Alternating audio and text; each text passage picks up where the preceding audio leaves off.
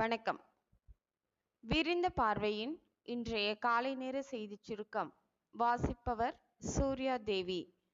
பகுஜன் சமாஜ் கட்சியின் மாநில தலைவர் ஆம்ஸ்ட்ராங் கொலை செய்யப்பட்ட சம்பவத்தில் மூளையாக செயல்பட்ட வழக்கறிஞர் ஒருவர் என போலீசார் விசாரணையில் தெரிய வந்துள்ளது. ஆம்ஸ்ட்ராங் கொலை நடந்தபோது காவல்துறை விசாரணை நடத்துவதற்கு முன்பே பாஜக தலைவர் அண்ணாமலை என்ன சொன்னார் என்பதிலிருந்தே ஆம்ஸ்ட்ராங் கொலைக்கு என்ன காரணம் என்பது தெரிகிறது என விடுதலை சிறுத்தைகள் கட்சித் தலைவர் தொல் திருமாவளவன் தெரிவித்துள்ளார். ஆருத்ரா கோல்ட், பாஜக, ஆம்ஸ்ட்ராங் கொலை ஆகிய மூன்றிலும் உள்ள தொடர்பு குறித்து விசாரிக்க வேண்டும் என முதலமைச்சர் மு.க. ஸ்டாலினிடம் திருமாவளவன் எம்பி கோரிக்கை விடுத்துள்ளார். டெல்லி மதுபான கொள்கை விவகாரத்தில் அமலாக்கத்துறை கைதுக்கு எதிரான வழக்கில் கெஜ்ரிவாலுக்கு நீதிமன்றம் ஜாமீன் வழங்கியுள்ளது.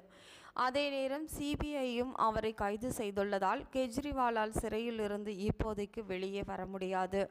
இதற்கிடையே கெஜ்ரிவால் தனது முதல்வர் பதவியை ராஜினாமா செய்ய வேண்டும் என்று பலரும் வலியுறுத்திய நிலையில் இது தொடர்பாக சுப்ரீம் கோர்ட் சில முக்கிய கருத்துக்களை தெரிவித்துள்ளது.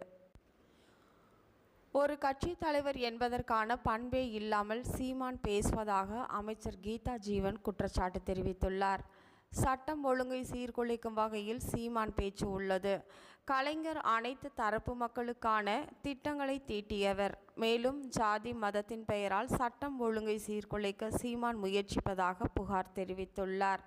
மதம் சாதியின் பெயரால் தமிழ்நாட்டில் சட்டம் ஒழுங்கை சீர்குலைக்கும் நோக்கில் சீமான் பேசி வருகிறார் எனவும் தெரிவித்தார்.